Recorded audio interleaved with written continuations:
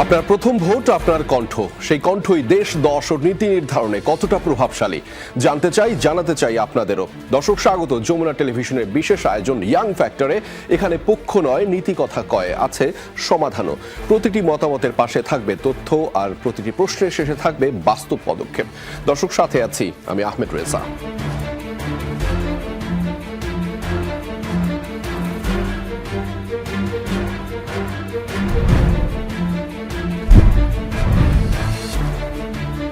চার কোটিরও বেশি তরুণ ভোটার এবারের ত্রয়োদশ জাতীয় সংসদ নির্বাচনে প্রভাবক ও নির্ধারক। তাদের ভোটেই নির্বাচিত হবে আগামীর প্রতিনিধি। কেমন প্রতিনিধি চান তারা, জানবো তাদেরই কণ্ঠে।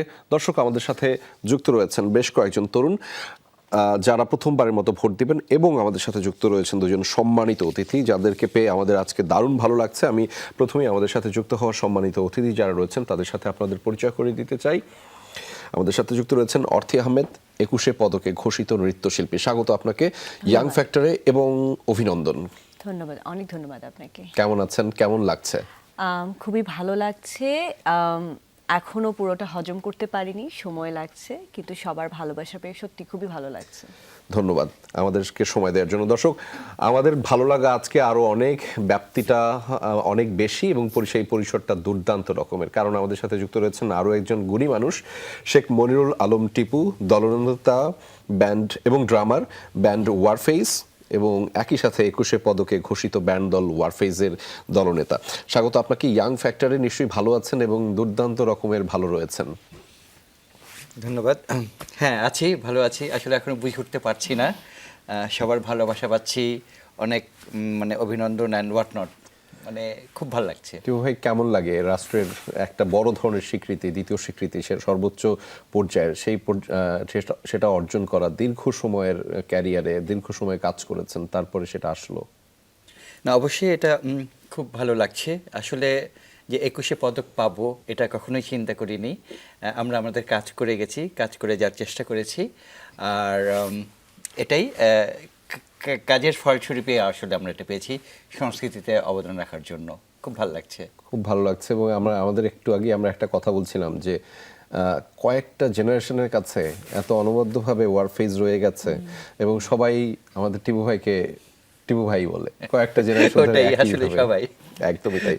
দর্শক, আমাদের সাথে যুক্ত রয়েছেন আমাদের এই আয়োজনের একদম মূল আকর্ষণ হিসেবে যাদেরকে আমরা বলি, অর্থাৎ আমাদের তরুণরা যারা প্রথমবারের মতো ভোট দিতে যাচ্ছেন, নাগরিক অধিকার প্রয়োগ করতে যাচ্ছেন, ভোটাধিকার প্রয়োগ করতে যাচ্ছেন প্রথমবারের মতো। আমাদের সাথে যুক্ত রয়েছেন সাইয়েন সাবা বা সাইবা, শিক্ষার্থী, নর্থ সাউথ বিশ্ববিদ্যালয়। আমাদের সাথে যুক্ত রয়েছেন ফাইয়াজ খান অনম, শিক্ষার্থী, ইউনিভার্সিটি অফ এশিয়া প্যাসিফিক।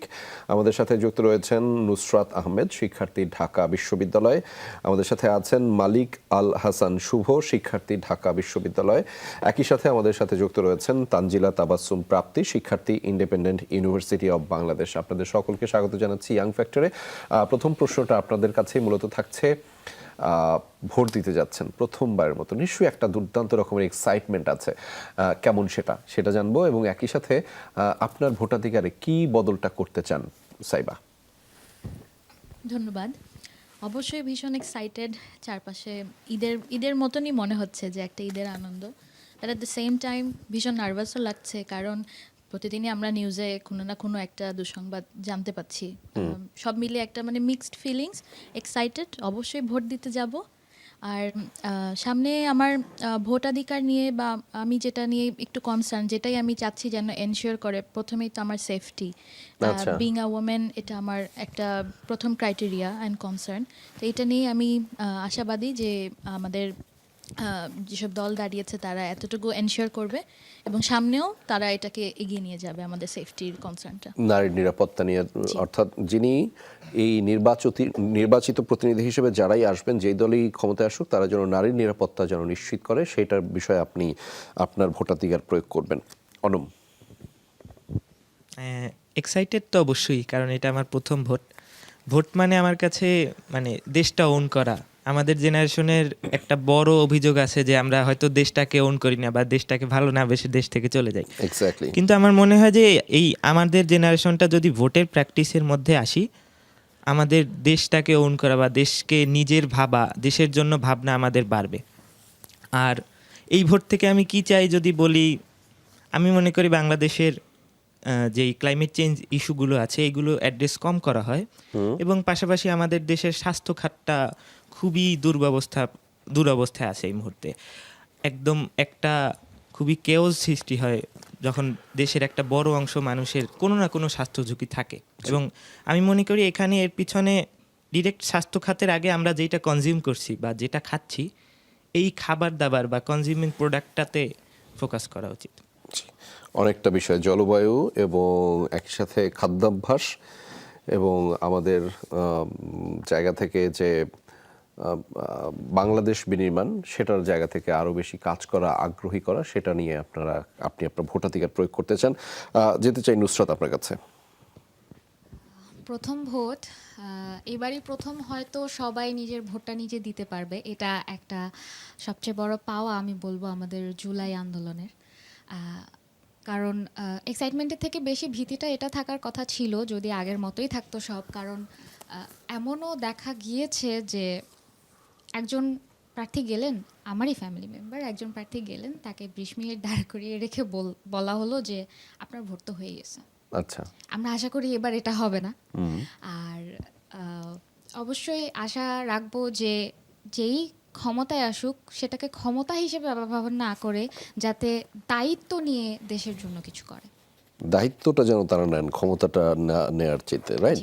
সেটা খুব জরুরি। নীতি নির্ধারণী পর্যায়ে যারা রয়েছেন, দেশের নেতা হিসেবে যারা বলেন নিজেদেরকে পরিচয় দেন, তারা শুধু ক্ষমতায় যেতে চান, বলেন যে আমরা ক্ষমতায় গেলে এইটা করব, আমরা ক্ষমতায় গেলে এইটা বলে না কেউ আমরা দায়িত্বে গেলে কি কি করতে চাই। মালিক আল হাসান শুভ। প্রথমবার ভোট দিব এটা আমাদের নাগরিক অধিকার। নাগরিক অধিকার নিশ্চিত করতেই আমরা ভোট দিব, সেটা তো অবশ্যই। এরকম হয়তো আমি দেখেছিলাম 2009 সালে যখন আমার বাবা ভোট দিতে গিয়েছিল, তখন আমার ভোটের বয়স হয়নি অ্যাকচুয়ালি। কিন্তু এবার হয়তো প্রথম দীর্ঘদিন পর আমার কাছে একটা উৎসবমুখর ভোটের পরিবেশ মনে হচ্ছে, যে সব ধরনের দল নির্বিশেষে হচ্ছে তারা এসেছে এবং মানে তারা নির্বাচনী প্রচারণা করতে পারছে, বিভিন্ন ধরনের দল। সো এই ব্যাপারটা খুবই এক্সাইটিং লাগে আমার কাছে দেখতে। এবং তরুণ হিসেবে আসলে প্রত্যাশা আমার অনেক, কিন্তু কারণ বিশ্বায়নের যুগে আসলে আমরা তো সব কিছুই দেখতে পাই কোথায় কি হচ্ছে সমগ্র পৃথিবীতে। সো প্রত্যাশা অনেক থাকলেও আমি চাবো যে আমাদের মোস্ট অফ দ্য টাইম যেটা হয় যে যারাই নির্বাচনে পরে যারা হচ্ছে ক্ষমতাটা লাভ করে, তারা হচ্ছে দেখা যায় যে একটা টপ ডাউন অ্যাপ্রোচ, তাদের সব কিছু প্রত্যেকটা বিচার বিভাগ, আইন বিভাগ, শাসন বিভাগ সব কিছুতে তাদের একটা কন্ট্রোল বা অথরিটি ক্রিয়েট করার একটা চিন্তাভাবনা থাকে। কিন্তু লোকাল লেভেলও আমরা যদি লোকাল গভর্নমেন্ট ইনস্টিটিউশনগুলো আমরা যেগুলো দেখি, আমরা যদি এমন করতে পারি যে সাধারণ জনগণ, আমরা যারা ভোট দিচ্ছি তাদের যে ধরনের অধিকার আছে, মৌলিক অধিকারগুলো যেন নিশ্চয়ন হয়, সেটা হচ্ছে আমার চাওয়া থাকবে অবশ্যই। আর অ্যাপার্ট ফ্রম দ্যাট আমি অবশ্যই চাবো যে আমাদের শিক্ষা ও সংস্কৃতিতে যেন হচ্ছে যারাই আসুক তারা কোনো দলীয় এজেন্ডা যেন বাস্তবায়ন না করে, বরং প্রত্যেক জনগণের জন্য দল মত নির্বিশেষে তাদের সবার কথা যেন শোনা হয়, এটাই প্রত্যাশা থাকবে অ্যাকচুয়ালি। মৌলিক অধিকারটা যেন আমাকে চেয়ে না নিতে হয় এবং আমি যেন আমার শিক্ষা সংস্কৃতির মাধ্যমে জাতিগত যে বিকাশটা আসলে আমাদের প্রয়োজন সেটা আসলে ক্রমান্বয়ে করতে পারি। তানজিলা তাবাসসুম প্রাপ্তি, আপনার কাছ থেকে শুনতে চাই। ধন্যবাদ আমাকে বলতে দেওয়ার জন্য। আসলে এই জায়গাটা অনেক গুরুত্বপূর্ণ আমি মনে করি, যে আজকে এই প্রথম আমার মনে হচ্ছে জীবনে যে আমি হচ্ছে এই দেশের একটা অংশ এবং আমি এই দেশের জন্য কিছু করতে পারি ভোট দেওয়ার মাধ্যমে। কারণ এর আগে যতবার দেখেছি আমার পরিবারের মধ্যে কাউকে আমি দেখিনি কখনো ভোট দিতে যেতে বা ভোট দিয়েছে আসতে, তো আমার কাছে এটা নতুন। তো এবার আমি নিজে দেখছি, আমি নিজে গত বছর হচ্ছে ভোটার হলাম, তো আমি নিজে একজন ভোটার। তারপরে হচ্ছে আমার আশেপাশে ইউনিভার্সিটি সিনিয়র, তারপরে আমার ফ্রেন্ডরা যারা হচ্ছে তাদের হোম টাউনে হচ্ছে ভোটার, তারা হচ্ছে যাচ্ছে, তারা যাবে বলতেছে। তো এই জিনিসটা আমার কাছে খুবই ভালো লেগেছে, এই প্রথম যে ভোট আসতেছে কিন্তু এখানে একটা উৎসব, বা আমরা ভোট দিতে যাচ্ছি, সবাই বলতে পারছে সবার কথাটা, এটা খুবই গুরুত্বপূর্ণ। কারণ আমি মনে করি যে যেই দলই আসুক না কেন তার সমালোচনা শোনার একটা মনোভাব থাকা উচিত। কারণ সমালোচনা যদি শুনতে না পারে সে, তাহলে হচ্ছে সে কখনোই বুঝবে না যে তার ক্ষমতায়নটা কখন একনায়কতন্ত্র বা দুর্নীতিতে চলে যাচ্ছে। কারণ তার আশেপাশের মানুষ তাকে কখনোই দেখাবে না যে খারাপটা কি, তাকে সবসময় ভালোটাই দেখানো হবে। তো সে কখনো বুঝতেই পারবে না তার ভুলগুলো কোথায়। তো ভুলগুলো নিয়ে কথা বলতে পারে এরকম মানুষকেও রাখতে হবে সামনে। আর এরকম মানুষকে আমি নির্বাচিত হতে দেখতে চাই যারা হচ্ছে এটা শুনতে পারে। এবং আমার হোমটাউন যেহেতু ভোলাতে, তো আমি এটা দেখে এসেছি যে ওই এলাকাতে, আমাদের এলাকাতে শিক্ষা ব্যবস্থা, স্বাস্থ্য ব্যবস্থা, যেটাই বলি, শিক্ষা ব্যবস্থার অবস্থা সবচেয়ে বেশি করুন। তো আমি কখনো বলতে শুনিনি কাউকে, এই পর্যন্ত আসতে শুনিনি এই কথাটা, কিন্তু আমি যেহেতু এখন ঢাকায় পড়াশোনা করছি, পরবর্তীতে কলেজে পড়াশোনা করেছি, তখন আমি বুঝতে পেরেছি যে ডিফারেন্সটা কতটুকু আমাদের হোমটাউনে আর এখানে। তো এটা অনেক বড় একটা আমি বলবো যে কাজ করার জায়গা। তো যেই হচ্ছে ভোট দিবে, যেহেতু আমার হোমটাউনে আমার ফ্যামিলি মেম্বাররা ভোট দিবে, তো তারা, আমি আশা করব যে এরকম কেউ নির্বাচিত হবে বা যাকে হচ্ছে এগুলো নিয়ে কাজ করবে এবং আমাদেরকে বলতেও দিবে, সুযোগ দেওয়া হবে আমাদের শিক্ষার্থীদেরকে, কারণ জি। আমরা দেখেছি যে শিক্ষার্থীরা বলতে পারলে তখন হচ্ছে অনেক কিছু উঠে আসে। জি, অনেক কিছু উঠে আসে। আমরা তরুণদের কথার মাধ্যমে কয়েকটি বিষয় জানলাম। আমি একটু দুজন অতিথিকে আরো একটু র্যাপ আপ করে দিচ্ছি বিষয়গুলো। তারা হচ্ছে নারীর নিরাপত্তা চান, জলবায়ু, শিক্ষা, স্বাস্থ্য এবং বিশেষ করে দেশের দায়িত্ব নেওয়া খুব দরকার এবং খুব দরকার সেটি বলছিলেন তারা।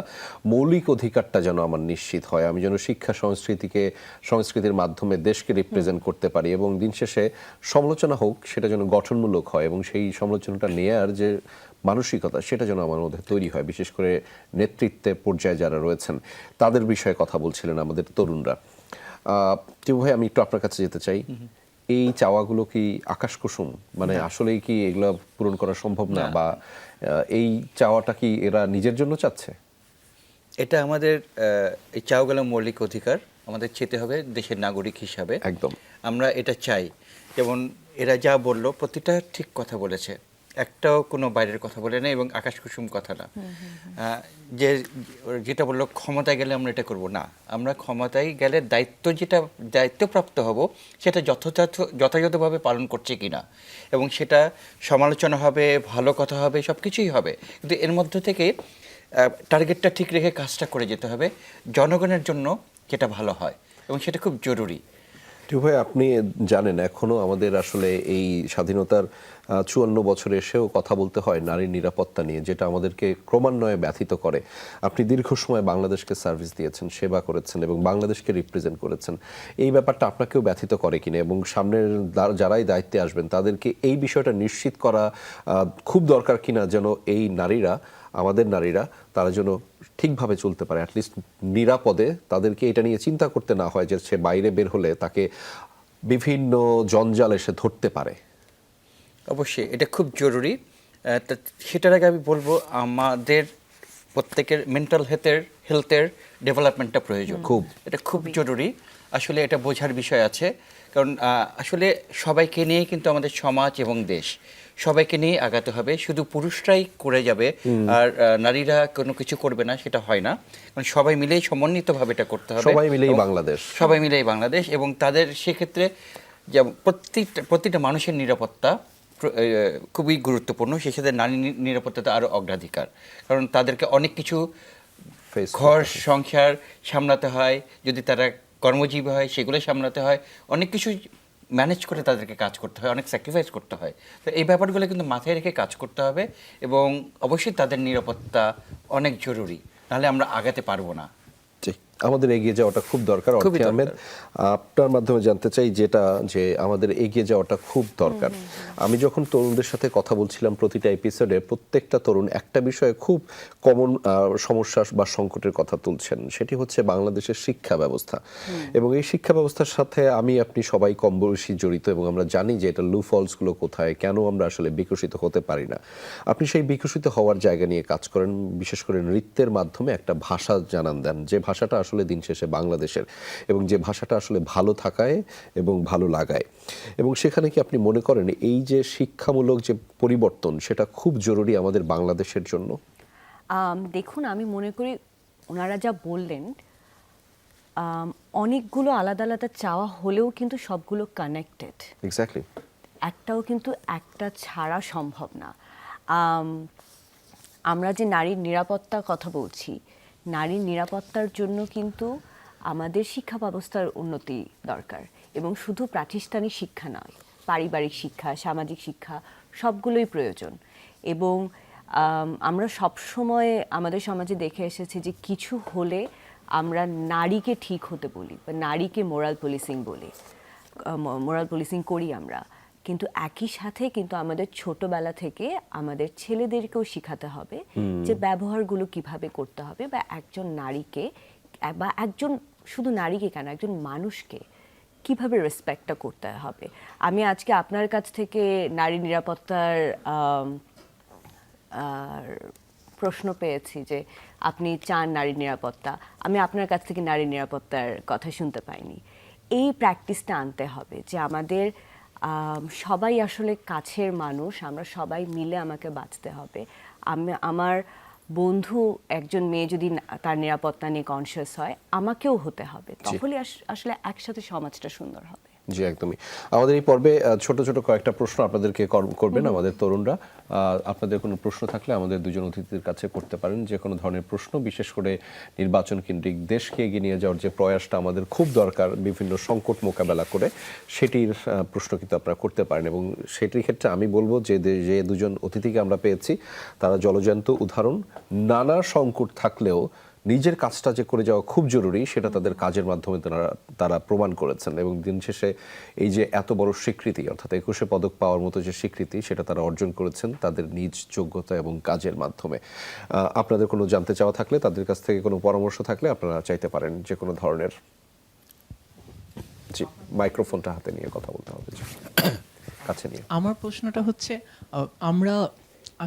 আমরা ঢাকা শহরে যারা থাকি তারা হয়তো অনেক সময় দেখা যায় যে ম্যাক্সিমামই বেশ ভালো একটা ফ্যাসিলিটি পাচ্ছে, অনেক কিছু পাচ্ছে, তারা অনেক ধরনের সুযোগ সুবিধার মাধ্যমে নিজেদেরকে বিকশিত করার একটা সুযোগ থাকে, অথবা একটা নেটওয়ার্ক টাইপ কিছু থাকে। বা ঢাকার বাইরে যারা থাকে, এবং রিসেন্টলি আমরা যেই এক ধরনের সংখ্যাগরিষ্ঠতা দেখতে পাচ্ছি, যে একটা নির্দিষ্ট কোনো দল বা যাদের এক ধরনের একটা সংস্কৃতি বা এই ধরনের ব্যাপারগুলো যে আমাদের বিকশিত হবে, এই জায়গাটায় আমার কাছে মনে হচ্ছে যে যারা ঢাকার বাইরে থাকে বা একটা গ্রামাঞ্চল জায়গা থেকে যেই তরুণরা উঠে আসতে চায়, সেখানে সংস্কৃতি বা এই ধরনের বিকাশের যে জায়গাগুলো, এগুলো আসলে কতটুকু হচ্ছে বলে আপনাদের মতামত আমি জানতে চাই। আর কার কাছে প্রশ্নটি করছেন?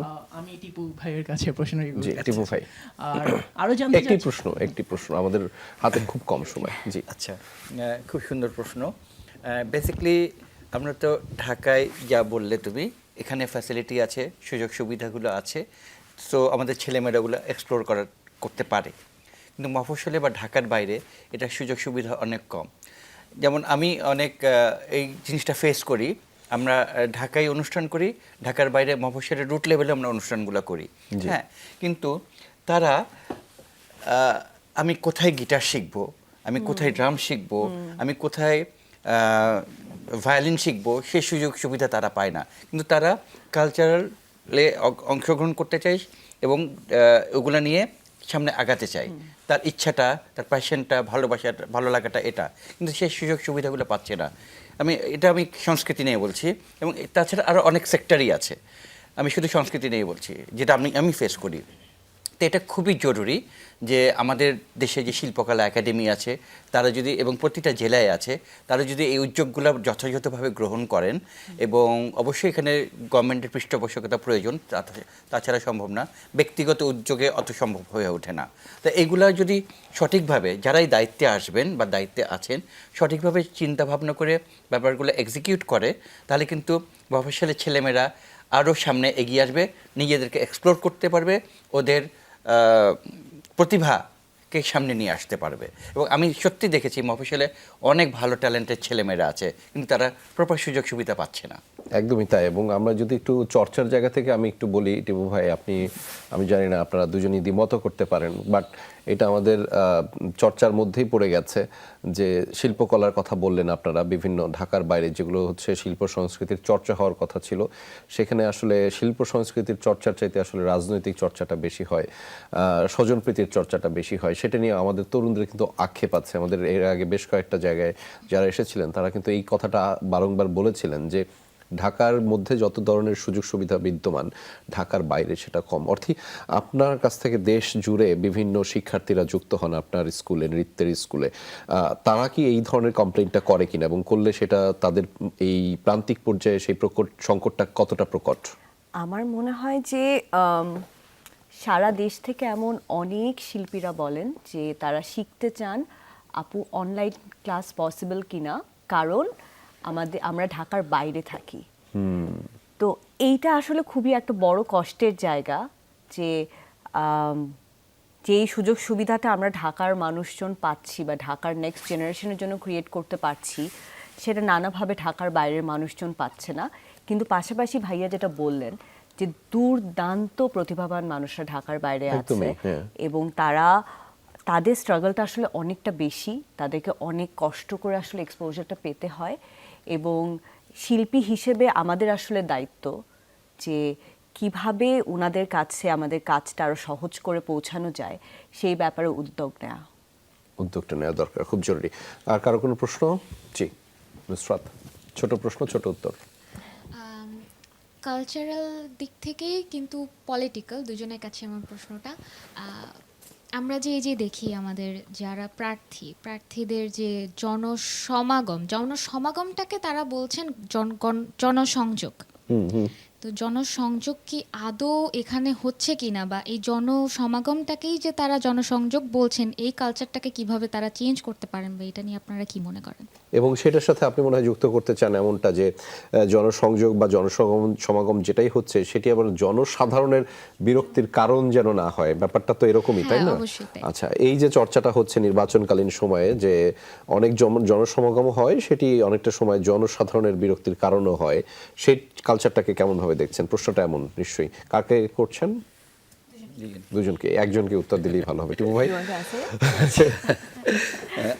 আসলে এটা একটা কালচার হয়ে দাঁড়িয়েছে আমাদের দেশে।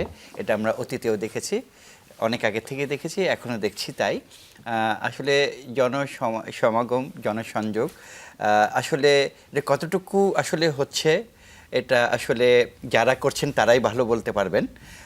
আসলে আমি শুধু যতটুকু দেখি যার এজেন্ডা বলছেন, শেয়ার করছেন, এতটুকুই। কিন্তু পার্সোনালি কতটুকু ওয়ান টু ওয়ান হচ্ছে বা আমি জানার চেষ্টা করছি, বোঝার চেষ্টা করছি, সেটা কতটুকু কার্যকারিতা পাচ্ছে বা আগাচ্ছে সেটা বলতে পারবো না। আর এটা আসলে অনেক সময় না, বেশিরভাগ সময় জনদুর্ভোগের কারণ হয়ে দাঁড়ায়। হ্যাঁ, কারণ সত্যি কথা আমি দেখেছি এরকম মিছিল যাচ্ছে, অনেক কিছু যাচ্ছে, অ্যাম্বুলেন্স যেতে পারছে না। হ্যাঁ, এবং অসুস্থ লোক যেতে পারছে না, বা গাড়িতে ঘন্টার পর ঘন্টা, বাসে ঘন্টার পর ঘন্টা বসে আছে। অনেক ওখানে বয়স্করা রোগী থাকে, যাদের ডায়াবেটিস প্রবলেম থাকে, বাথরুমের সমস্যা হতে পারে, বা অনেক কিছু। আমাদের তো এয়ার পলিউশন, সাউন্ড পলিউশনের অভাব নাই। তো এই ব্যাপারগুলো সবকিছুই মাথায় রাখতে হবে, এই ব্যাপারগুলো নিয়ে। অর্থে কিছু অ্যাড করতে চান? আমি অ্যাড করতে চাই বলে আমার সবসময় মনে হয় যে প্রচারণা তো প্রয়োজন, না হলে ওনাদের ব্যাপারে আমরা জানবো কিভাবে। কিন্তু এটা যদি আরেকটু মজা করে করা যায়, মানে সংযোগ যেটা স্থাপন করা দরকার, উনি যিনি বলছিলেন সমাগম করে না, আমরা যারা সংযোগ। সাধারণ নাগরিক, আমরাও একটা মেলা হলো যেখানে আমরা গেলাম, আমরা মজা করলাম, একটা কনসার্ট হলো, একটা ভালো নাচের অনুষ্ঠান হলো, একদম অনেক কিছু হতে পারে যেটা আসলে সাধারণ জনগণকে বিরক্ত না করে কিন্তু একটা পজিটিভ ইম্প্যাক্ট ক্রিয়েট করে তাদের সাথে একটা কানেকশন ক্রিয়েট করা, যেন পুরো প্রসেসটা আসলে একটা উৎসব মুখর হয়। আমাদের যেন মনে থাকে যে আবার কবে ইলেকশন আসবে, আবার এভাবে রিলেট করা যেতে পারে, তাহলে আমার মনে হয় যে আরো ভালো লাগবে, সংযোগটা আসলে দৃশ্যমান হয়। আর কার কোনো প্রশ্ন না থাকলে আমরা পরবর্তী। জি জি জি জি প্রাপ্তি। আমি আসলে যেহেতু এখানে সাংস্কৃতিক অঙ্গনে দুইজন মানুষকে আমি পেয়েছি, এই জন্য একদম সংস্কৃতিকে নিয়ে আমাদের যে বাংলা যে সংস্কৃতিটা, আমরা এই জেনারেশনে মূল সমস্যাটা হচ্ছে আমরা আমাদের বাংলার যে আসল সংস্কৃতি ওটাকে ভুলে যাচ্ছি, বাইরের সংস্কৃতি দিয়ে আমরা অনেক বেশি প্রভাবিত।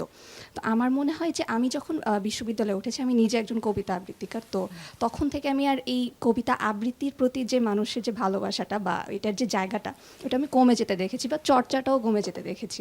তো আমার মনে হয় যে প্রশ্নটা এরকম যে আমাদের দেশে কি এটা সম্ভব, আমাদের এই জেনারেশনকে বা সামনের যে জেনারেশন আসছে তাদেরকে এটা বোঝানো বা তাদেরকে এই জিনিসটা ধরে রাখতে শেখানো যে আমাদের যে বাংলার যে উৎকৃষ্ট যে সংস্কৃতিটা, ওইটাকে যদি আমরা ধরে রাখতে পারি কিনা। দুইজনের কাছেই যে দিতে চাই। না, অবশ্যই ধরে রাখা প্রয়োজন, কারণ ওগুলো আমাদের ঐতিহ্য। কবিতা আবৃত্তি যেহেতু বলা হলো, হ্যাঁ আমি যেমন 80s 90s-এ আমি প্রচুর দেখেছি কবিতা আবৃত্তির অনুষ্ঠান বা কবিতা চর্চা, টিএসসির ওখানে একটা কবিতার সব চর্চা হতো, প্রনাউন্সিয়েশন নিয়ে চর্চা হতো। হ্যাঁ, এখন কতটুকু হচ্ছে আমি জানি না, বাট এগুলো খুব জরুরি। এবং যেমন গীতিনাট্য, এগুলো অনেক ব্যাপারগুলো আমাদের অনেক কিছু আছে, সেগুলো কিন্তু সামনে চলে আসা দরকার। যেমন আগে গাইড হাউসে, মহিলা সমিতি মঞ্চে এগুলো এইসব নাটকগুলো হতো, আবৃত্তি অনুষ্ঠান হতো, ইঞ্জিনিয়ার্স ইনস্টিটিউটে আমি দেখেছি। বাট এগুলা যদি যারা এই সংস্কৃতির সাথে জড়িত তাদেরকে কিন্তু এগিয়ে আসতে হবে। এবং প্রত্যেকটা সংস্কৃতির ক্ষেত্রে কিন্তু ভিন্ন ধরনের, এক একজন এক একটা করে। তাকে তার ওই ডেডিকেশন, কমিটমেন্ট ওগুলো নিয়ে প্ল্যান করে স্ট্র্যাটেজিমেন্ট ক্রিয়েট করে কিন্তু আগাতে হবে। এটা কিন্তু তাদের দায়িত্ব। তারা এইভাবে যদি আগিয়ে আসে, অবশ্যই সেই সাথে সরকারের দায়িত্ব, হ্যাঁ, শিল্পকলা সরকার সবারই দায়িত্ব। এটা যদি তারা ওইভাবে গুছিয়ে স্ট্র্যাটেজিটা করে আগায়, তাহলে এটা অবশ্যই চলে আসবে, সামনে আসবে, আমি বিশ্বাস করি। নিশ্চয়ই আমরা বিশ্বাস করতে চাই। আর আর কিছু অ্যাড করতে চান? নাহলে আমরা আমি একটু ছোট করে অ্যাড জি, করতে জি। চাই যে আসলে এখন সময়টা অনেক বদলে গেছে। আমাদের আগের জেনারেশন যেভাবে আসলে শিল্প চর্চা করত, এখন কিন্তু অনেক বেশি কম্পিটিটিভ, আমাদের এক্সপোজার অনেক বেশি, আমরা সারা পৃথিবী জুড়ে কি হচ্ছে সব দেখতে পাচ্ছি।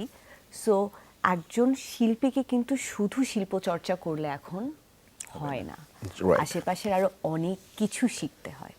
তো আমি বলবো যে যারা এখন চেষ্টা করছেন বা ভাবছেন যে আপনি যেমন আবৃত্তি করছেন, পাশাপাশি আরো অনেক কিছু আপনাকে এই জগতে সার্ভাইভ করার জন্য শিখতে হবে আসলে।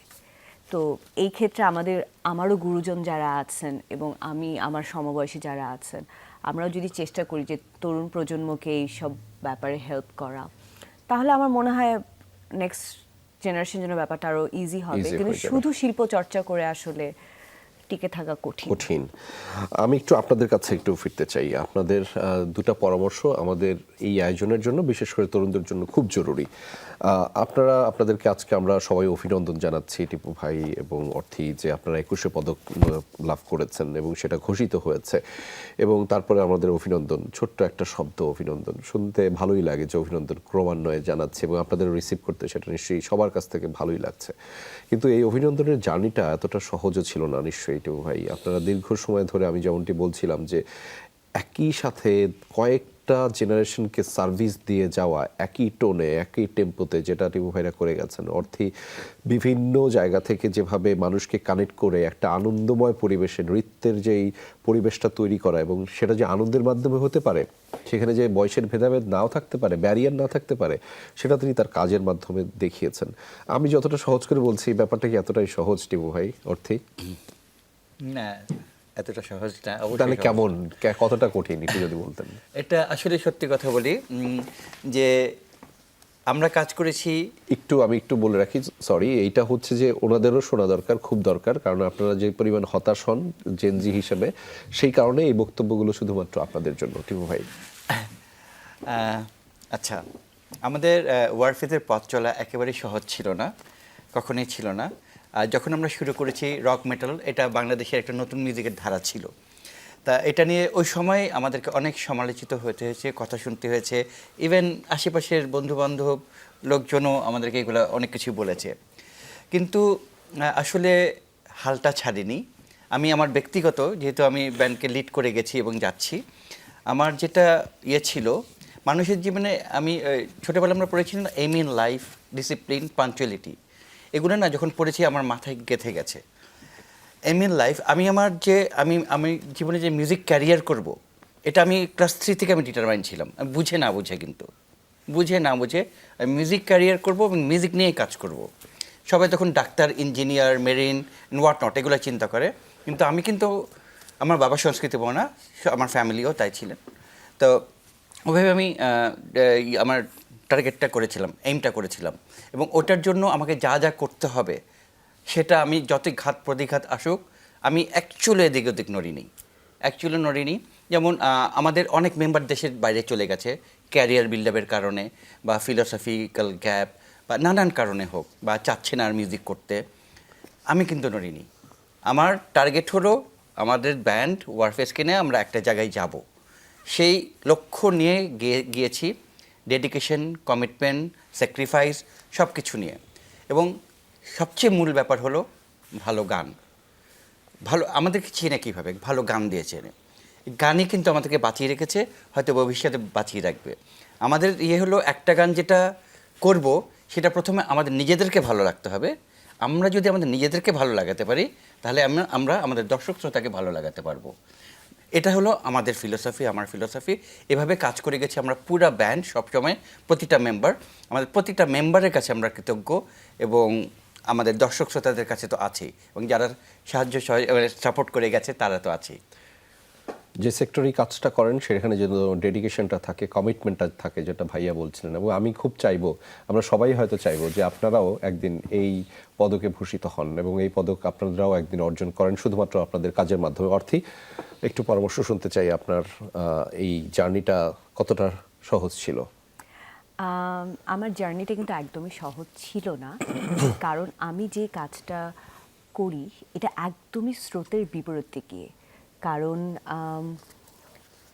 নাচ, নৃত্যশিল্পীরা যেভাবে নাচ করে এসেছেন বা নাচ শিখিয়ে এসেছেন, সেই মেইন স্ট্রিম থেকে সরে এসে নাচটা কিভাবে সাধারণ মানুষের কাছে ভালো থাকার একটা মাধ্যম হিসেবে একটা লাইফস্টাইলে ইনক্লুড করা যায়, আমি কিন্তু সেটা নিয়ে কাজ করেছি। এবং যখন কাজটা শুরু করেছি, যেহেতু আমি প্রথম শুরু করলাম, তাই সবার কাছে অপরিচিত ছিল। অনেকে মানা করেছে, অনেকে বলেছে যে এটা একটা ওয়েট লস প্রোগ্রাম হবে, এটা একটা জুম্বা ক্লাস হবে, তোমার নিজের তোমার নিজের পারফরমেন্স ক্যারিয়ার এটার জন্য নষ্ট করো না। কিন্তু আমার যেহেতু টিচিংয়ে ইন্টারেস্ট ছিল এবং মানুষকে ভালো রাখতে, ভালো দেখতে আমার ভালো লাগে, তো সেখান থেকে কিন্তু সবার সাথে মোটামুটি যুদ্ধ করে আমি এতগুলো স্টুডেন্টকে, আজকে আমার একাডেমিতে আজ পর্যন্ত প্রায় 700-750 স্টুডেন্ট শিখেছে। তো যারা বিভিন্ন জায়গায়, তারা কর্মজীবী মহিলা এবং পুরুষ, আফটার অফিস তারা ভালো থাকার মাধ্যম হিসেবে নাচটা শেখে। যেখানে বয়সের কোনো ব্যারিয়ার, যেখানে আমার 18 থেকে 70 পর্যন্ত স্টুডেন্টরা আছেন, এবং শুধু যে তারা নাচ শিখছেন তা না, তারা একজন ভালো নৃত্যশিল্পী হিসেবে ভালো ভালো প্রোডাকশনে দর্শকদের প্রশংসা পাচ্ছেন। তো আমি যেটা বলতে চাই যে একটু আলাদাভাবে ভাবতে হবে, নিজস্ব কাজ, নিজস্ব আইডেন্টিটি তৈরি করতে হবে। আর যতই মানুষজন ডিমোটিভেট করার চেষ্টা করুক, সমালোচনা করার চেষ্টা করুক, সেই সমালোচনাটা বুঝতে হবে যে এখান থেকে আমার ভালো কি নেয়ার আছে আর কতটুকু আমাকে বাদ দিতে হবে। লক্ষ্যে স্থির থাকতে হবে। লক্ষ্যে স্থির থাকতে হবে, একদম লক্ষ্যে স্থির থাকতেই হবে। এবং সেই লক্ষ্যটা হচ্ছে আমাদের আগামীর জাতীয় সংসদ নির্বাচন। ত্রয়োদশ জাতীয় সংসদ নির্বাচনের মাধ্যমে আমরা একটা দুর্দান্ত রকমের বাংলাদেশ বিনির্মাণ করতে চাই। সেখানে আপনাদের মতামত শুনবো বেশ কয়েকটি বিষয়, এবং এই নির্বাচনটা কেন গুরুত্বপূর্ণ সেটা একটু আপনাদেরকে মনে করিয়ে দিই। এই নির্বাচনটা 1400 শহীদের রক্তের উপর দাঁড়ানো নির্বাচন। এই নির্বাচনে আয়নাঘর থেকে মুক্তি লাভের নির্বাচন, একই সাথে তিনটি জাতীয় সংসদ নির্বাচনে ভোট দিতে না পারার যে আক্ষেপ, সেই আক্ষেপ ঘোচানোর নির্বাচন। ফলে খুব গুরুত্বপূর্ণ, এবং সেখানে আপনাদের অংশগ্রহণ খুব জরুরি। আপনাদের অ্যাকশন প্ল্যানে, অর্থাৎ আপনি যদি প্রধানমন্ত্রী হতেন, আপনি প্রধানমন্ত্রী, আপনি প্রত্যেকে প্রধানমন্ত্রী, আপনি যদি প্রধানমন্ত্রী হতেন তাহলে 100 দিনের অ্যাকশন প্ল্যানে প্রথম যে বিষয়টাকে প্রায়োরিটি দিতেন সেটি জানতে চাই। সাইবা। Thank you. সো আমার যেটা সবার প্রথম কনসার্ন প্রায়োরিটি থাকবে সেটা হবে ঢাকাকে ডিসেন্ট্রালাইজ করা, ঢাকাকে Absolutely. বিকেন্দ্রীকরণ খুব জরুরি। আমার মনে হয় এটা করলে 50% প্রবলেম আমরা বাই ডিফল্ট আমরা সমাধান করে ফেলতে পারবো।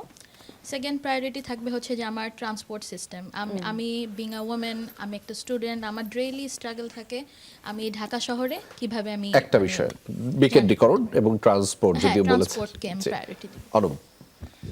ওকে, আমি আমার প্রথম টপিকে স্থির থাকি যে আমি আসলে মানুষ যেটা খাদ্য হিসাবে গ্রহণ করছে ওই খাবারটা আমি নিরাপদ চাই, কারণ নিরাপত্তা, এই খাবারের সাথে একটা মানুষের অসুস্থতা জড়িত, ওই অসুস্থ মানুষের সাথে ওনার পরিবার, ওনার বন্ধুর আরো 10টা মানুষের মানসিক অবস্থা, তাদের অর্থনৈতিক অবস্থা জড়িত। সুতরাং আমার এই খাদ্য নিরাপত্তা। Nusrat. Law enforcement, law and order establish করা, আইন শৃঙ্খলা পরিস্থিতি স্বাভাবিক রাখা। ঠিক আছে। আমি অবশ্যই চাবো প্রত্যেকটা মানুষ যেন কথা বলতে পারে, তাদের গণতন্ত্র যাতে সুনিশ্চিত থাকে, এবং হচ্ছে অর্থনীতি যাতে এমনভাবে থাকে যাতে কারো উপর কোনো কিছু অনেক একটা ভার বিষয়। মনে না হয়। জি, প্রাপ্তি। সবাই অনেক কিছু বলেছেন, কিন্তু আমি হচ্ছে প্রথমেই চাইবো যে যেই কাজটাই আমরা করি উন্নতির কাজটা, ওইটার সাথে যেন আমরা পরিবেশকে একটু গুরুত্ব দিই। কারণ আমাদের দেশের পরিবেশের অবস্থা, যে আমাদের নেচারের যে অবস্থাটা, ওইটা খুবই বাজে, আমরা জানি। তো ওইটাকে নিয়েই আমরা আগাতে চাই। আমি যদি হতাম প্রধানমন্ত্রী তাহলে আপনি পরিবেশের উপরে গুরুত্ব দিতেন প্রথম জি, দিনে। সবকিছুর সাথে আমার অর্থনীতির সাথে আমি পরিবেশকে 100 দিনের অ্যাকশন প্ল্যানে আপনি পরিবেশটাকে খুব গুরুত্ব দিতেন। জি, আমরা শুনতে পেলাম ঢাকা বিকেন্দ্রীকরণ, খাদ্য নিরাপত্তা, আইন শৃঙ্খলা পরিস্থিতি সহজ করা এবং বাক স্বাধীনতাকে নেয় এবং পরিবেশের যে বিপর্যয় সেটির সাথে কানেক্টেড থাকা, যে সেটিকে কিভাবে আরো ভালোভাবে উপস্থাপন করা যায় সেই কথাগুলো শুনছিলাম। আরেকটি বিষয় আপনাদের কাছ থেকে একটু জানতে চাই, খুব ছোট করে, একজন দুজন উত্তর দিলেও চলবে। আপনাদের কাছে মুক্তিযুদ্ধ, গণতন্ত্র, সেই যে ভাইবটা, সেটা আসলে কেমন, কি বোধ করে তরুণরা? কে কি বলতে চান? কেউ বলতে চান না? ঠিক আছে, আপনাদের কাছে একটা প্রশ্ন হচ্ছে যে আপনারা যেভাবে ভাবেন সেইভাবে কি প্রার্থীরা ভাবে কিনা, তারা তাদের নির্বাচনী ক্যাম্পেইন যেভাবে চালাচ্ছে সেটা আপনাদের কাছে কানেক্টেড মনে হয় কিনা, আমি একটু জানতে চাই। যখন তারা বলে যে আপনাকে কবরে গিয়ে কয়টা প্রশ্নের উত্তর দিতে হবে, যখন আপনাকে জানতে চায় বলা হয় আপনি তাহাজ্জুদ নামাজ পড়ে কি করবেন, যখন আপনাকে বলা হয় যে টুপি ঘোমটা পরে আপনার কাছে বিভিন্ন সময় ভোট চাইতে আসে, এই থটগুলা, এই সিস্টেমগুলো কি আপনার সাথে কানেক্টেড? যদি হয় সেটা আপনার এই যে প্রার্থীদের যে ক্যাম্পেইনটা, সেটাকে আপনারা কেমনভাবে দেখেন? প্রাপ্তি। আমার কাছে মনে হয় যে যারা ক্যাম্পেইনটা করছে তাদের মেজরিটি হচ্ছে বলছে যে কি কি ভুল করেছে মানুষ, কি কি করেছে অনেক অতীতে, মুক্তিযুদ্ধকে নিয়ে বলছে। আমার কাছে মুক্তিযুদ্ধ অনেক গর্বের, অবশ্যই। মুক্তিযুদ্ধ না হলে বাংলাদেশ হতো না, এটা সত্যি, আর এটাকে আমরা কখনোই অস্বীকার করতে পারবো না। তারপরে যা হচ্ছে সেগুলো তো আছে অনেক কিছু, কিন্তু যারা ক্যাম্পেইনটা করছে আমার মনে হয় তাদের নিজেদের কি করা উচিত, নিজেদের কি উদ্যোগ, নিজেরা কি করবে, তাদের কোন জিনিসগুলো হচ্ছে প্লাস পয়েন্ট, ওগুলো যেন তারা আমাদের সামনে তুলে ধরে, তাহলে হচ্ছে আমরা বেশি কানেক্টেড ফিল করব। আর নয়তো হচ্ছে মানুষের ভুলটা দেখিয়ে তো আমার কাছে আসলে ওইটা ম্যাটার করতেছে না, কারণ আমি তো অলরেডি জানি ভুলটা। তো তাদের ক্যাম্পেইনটার জন্য আপনি কানেক্টেড হন। জি। তারা দুজন যুদ্ধ করতেছে, এটা বলছে, ওইটা বলছে, এটা আপনি যুদ্ধটা কোথায় কানেক্টেড? দেখে আমার কি এটা হবে? কোনো লজিকই নাই। এটা কেমন করে সম্ভব? এখনো আমাদের এই মানে এই পৃথিবীতে বসবাস করে তারা দুইজন মানুষ দুটো ঝগড়া করতেছে এবং সেখানে আমি নেই, যে মূল কথা হওয়ার কথা ছিল যে আমি থাকবো। আর কেউ কোনো কিছু অ্যাড করতে চান? জি। হ্যাঁ, আমি এটার সাথে অ্যাড করতে চাই যে প্রথমেই তো আমার নির্বাচনী প্রচারণার একটা দুঃখ যে প্রচুর নয়েজ পলিউশন হচ্ছে, এটা নিয়ে তারা কেউ কনসার্ন না। এটা মোটেও ঠিক না আসলে, কারণ এভাবে প্রচারণার কথা আমরা বুঝতেও পারছি না আপনারা আসলে কি বলছেন। দ্বিতীয় কনসার্নটা হচ্ছে যে ওনারা এটাকে খুবই একটা রিলিজিয়াস লেন্স দিয়ে দেখার চেষ্টা করছে, যে কন্ট্রোভার্সিগুলি কথা বললেন, যে আসলে বাংলাদেশ তো ওই যে শুধু যারা তাহাজ্জুদ পড়ে, যারা জান্নাতের টিকিট বিক্রি করে তাদের একার না, এটা তো আসলে সবার। তাহলে সবার। আমার অ্যাডভার্টাইজমেন্টটা হওয়া উচিত যেটা ইনক্লুসিভ, আমরা সবাইকে নিয়ে ভাবছি। এটাতে শুধু একটু মানে লোভ দেখিয়ে ভোটটা নেয় আসলে মনে হয় বাদ দেওয়া উচিত এখন। এবং সেই সময়টা মনে হয় এখন নাই। আমাদের তরুণরা দুর্দান্ত রকমের ভাবে। আমার শেষ প্রশ্ন, শুধু তো সরকারের কাছ থেকে নিবেন, কি দিবেন দেশকে? নুসরাত, কি দিবেন দেশকে ছোট করে এক বাক্যে? সরকারের সাথে যদি যে সরকারই আসুক তাদের সাথে যদি আমরা সত্যিকার অর্থেই কানেক্ট করতে পারি, যদি আমরা নিজেরা উদ্যোগ নিয়ে কোনো কাজ শুরু করতে পারি, নিজের তাহলে আমার উদ্যোক্তা মনে হয়ে হয়- কাজটা শুরু করতে চান? অনম। জি। আমি যেহেতু আইনের স্টুডেন্ট, ল নিয়ে পড়াশোনা করছি, আমি চাই যে দেশের মানুষ আইনকে জানুক, আইন বুঝতে শিখুক। জি, আইনকে জানাতে বোঝাতে আপনি কাজ করবেন। জি। জি, আমি চাবো যে হচ্ছে আমারও ব্যাকগ্রাউন্ড পরিবেশের, তো পরিবেশটাকে মাথায় না রাখলে আপনার স্বাস্থ্য, অর্থনীতি, সমাজ আরো 10টা পরিবেশ বিষয় নিয়ে নষ্ট আপনি হয়ে কাজ যাবে। করতে চান। এটা নিয়ে আমি আগাতে চাই। জি, শুভ। আমি অবশ্যই চাবো সরকারের সাথে মানে আমি চাবো যে প্রত্যেকটা মানুষ যেন তাদের নিজেদের থেকে বুঝে যে আমরা আসলে কোনটা করছি, ওটা কতটুকু ভালো, কতটুকু খারাপ। সো নিজেদের যে দায়িত্ব আছে, এই দায়িত্ব বোধটা যেন আমাদের হয়, প্রত্যেকটা নাগরিকের যে দায়িত্ববোধটা যেন দায়িত্ববোধটা যেন সজাগ থাকে। জি, প্রাপ্তি। আমি বলবো যে আমাদের এখনকার জেনারেশনের মধ্যে আমি একটা জিনিস দেখেছি যে কোনো কিছু মানে অত একটা বেশি নিজেদের মনে করে না দায়িত্বটাকে। তো ওইটা যেন আমরা নিজেদের সাথেও কানেক্ট করি যে দেশটা আমাদেরও, আমরাও গড়তে চাই। তো যে যার জায়গা থেকে যেন উদ্যোগটা নেই। ওকে, ধন্যবাদ। আপনাদের কাছ থেকে শুনছিলাম, আপনাদের কাছে একটু ফিরতে চাই। আমাদের তরুণরা যেমন করে ভাবে টিপু ভাই এবং অর্থী, ঠিক তেমন করেই আবার তারা অস্থির হয়ে যায়, হতাশায় ভোগে, কোনো কারণ ছাড়াই ডিপ্রেশনে ভোগে, এবং এটা নাকি জেনজির একটা ট্রেন্ড। তাদের জন্য এই যে ডিপ্রেশনে না ভোগা, হতাশায় না ভোগা, সেটার জন্য একদম ছোট পরামর্শ আমরা শেষ করতে হবে আমাদের। অবশ্যই অবশ্যই, এটা খুব একটা গুরুত্বপূর্ণ প্রশ্ন। এটা বলতে চাই, যে কোনো কাজের ক্ষেত্রে ধৈর্য হারানো যাবে না, ধৈর্যটা রাখতে হবে। আমাদের ওয়ারফেজের সাফল্যের পিছে ধৈর্যটা খুব বড় একটা কারণ, এটা ধরে রেখেছি। ওই ডেডিকেশনটা ছিল। ধৈর্য না রাখতে হবে না, আর পজিটিভ ভাইব থাকতে হবে। নেগেটিভ এনার্জির সাথে যদি তোর বন্ধু বান্ধব হয়, তাকে বোঝানোর চেষ্টা করবে পজিটিভ ভাইবে যেন আসে, এটা খুব জরুরি। নেগেটিভ ভাইব কখনো আগে নিতে পারবে না কোনো কিছুতেই। সো এই কয়েকটা ব্যাপার খুব জরুরি। জি, অর্থী। আমি মনে করি যে আপনাদের জেনারেশন অন্য যে কোনো জেনারেশনের চাইতে মেন্টাল হেলথকে অনেক বেশি প্রায়োরিটি দেয়, এবং আমরা যা ফিল করি আমাদের শরীরের পাশাপাশি আমরা যেটা মানসিকভাবে যেটা ফিল করি সেটা কিন্তু ইকুয়ালি ইম্পর্ট্যান্ট। সো অবশ্যই ভেঙে পড়া যাবে না, কিন্তু পাশাপাশি যেই বন্ধুটা ভেঙে পড়ছে তাকে ওই সাপোর্টটা দেয়া, ওই আন্ডারস্ট্যান্ডিংটা আনা, যে কে কেন কিসের মধ্যে দিয়ে যাচ্ছে, ওই এমপ্যাথিটা নিয়ে বাঁচা, যে হয়তো আমি ভালো আছি কিন্তু আমার বন্ধু ভালো নেই, কিন্তু কেন ভালো নেই আমি ওর পাশে থাকার চেষ্টা করি। তাহলে আমার মনে হয় যে সবাই মিলে আরও সুন্দর থাকা যাবে। একদম, সবাই মিলে সুন্দর থাকতে চাই, দিন শেষে বাংলাদেশটাকে নিয়ে থাকতে চাই, বাংলাদেশ থেকে কেউ চলে যেতে চাই না, আমরা বাংলাদেশে থাকবো, বাংলাদেশটা আমার, আপনার, সবার। ধন্যবাদ আমাদের সাথে যুক্ত হওয়ার জন্য, আপনাদের মূল্যবান সময় আমাদের সাথে যুক্ত করেছেন, আমরা সবাই কৃতজ্ঞ আপনাদের জন্য, আপনাদের এই সময়ের জন্য। এবং আরও একবার ধন্যবাদ জানাতে চাই শাইয়ান সাবাবা সাইবা, ফাইয়াজ খান অনম, নুসরাত আহমেদ, মালিক আল হাসান শুভ, তানজিলা তাবাসসুম প্রাপ্তি, এবং অবশ্যই অর্থী আহমেদ এবং শেখ মনিরুল আলম টিপু, আপনাদের মূল্যবান সময়ের জন্য আরও একবার বলছি। এবং কৃতজ্ঞতা, শুভাশিস, আপনারাই বাংলাদেশ, আপনারা প্রত্যেকে বাংলাদেশ, এবং আপনাদের মাধ্যমেই বাংলাদেশ এগিয়ে যাবে। এবং এই যে ক্রমবর্ধমানভাবে বাংলাদেশটা এগিয়ে যাবে, দিন শেষে আমরা সবাই বাংলাদেশ নিয়ে গর্বিত বোধ করব। ধন্যবাদ আমাদেরকে সময় দেওয়ার জন্য এই আয়োজনে, ইয়াং ফ্যাক্টরে। এবং এই আয়োজন থেকে তরুণদের উদ্দেশ্যে খোলা চিঠি আমরা প্রতিদিন জানাই যে, প্রিয় তরুণ, 56,000 বর্গমাইলের এই পুরো বাংলাদেশটা আপনার, লাল সবুজের এই বাংলাদেশের মালিক আপনি, ফলে এই বাংলাদেশকে ভালো রাখার দায়িত্ব কিন্তু আপনার। আপনি প্রতিদিন যা করবেন সেটি কিন্তু বাংলাদেশের সমীকরণে যুক্ত হয়, ফলে আপনিই বাংলাদেশ, আপনিই বাংলাদেশের মালিক, এবং সেই বাংলাদেশকে ভালো রাখার দায়িত্ব আপনাদেরই। এবং আপনি আগামী নির্বাচনে ভোটাধিকার প্রয়োগের মাধ্যমে বাংলাদেশ বিনির্মাণের পথটাকে আরও ঋদ্ধ করবেন। ভালো থাকবেন, দেখা হবে ভোটের পরে।